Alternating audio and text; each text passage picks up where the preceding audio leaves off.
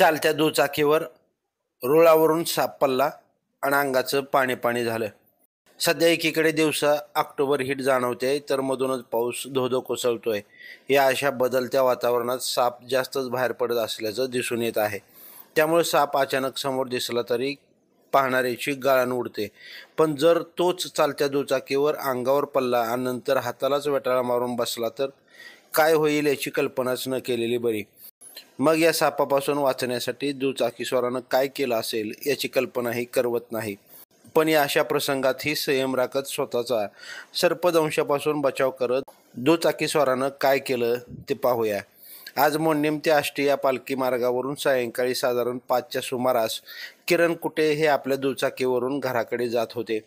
एक नाल्यात दुचाकी आली असता किरण कुटे यांच्या अंगावर साप पडला, पण गाडीवर असल्यानं त्यांच्या तातडीनं लक्षात ही बाब आली नाही। तोच साप दुचाकीच्या हँडलवरून उजव्या हाताला वेटाळा मारून जेव्हा हालचाल करू लागला तेव्हा त्यांच्या लक्षात आले। त्यांनी कुठलीही हालचाल न करता न घाबरता गाडीचा वेग कमी केला। गाडीचा वेग कमी करत असताना हाताची हालचाल झाल्यानं साप पूर्णपणे हँडलकडे वळला। साप हँडलकडे वळल्याचं पाहताच हँडलवरील दोन्ही हात काढत चालत्या गाडीवरच ते मागे सरकले। गाडी हळू झाल्यानं गाडीवरून त्यांनी मागेच उडी टाकली। गाडी पुढे जाऊन पडली, पण साप काय गाडीवरून उतरला नाही। इंजिनच्या वरच्या बाजूने जाऊन तो सीट खाली बसला।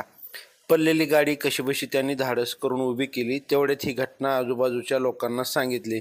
10-15 युवक जमले। आता गाडीच्या सीट खाली साप जाऊन बसल्यानं सापाला त्यातून काढल्याशिवाय पर्याय नव्हता। कसेबसे धाडस करत गाडीचे सीट काढले तर त्यामध्ये तो वेटाळा घालून बसला होता।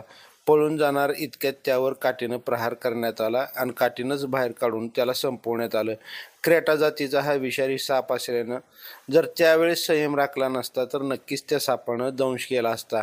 रस्त्यावरून असे साप सरपटताना दिसतात, मात्र अचानक रेल्वेच्या पुलावरूनच साप अंगावर पडल्यानं आणि त्यातही संयम राखल्यानं काहीही झालं नाही, अन्यथा विपरीत घडलं असतं अशीच परिस्थिती निर्माण झाली होती।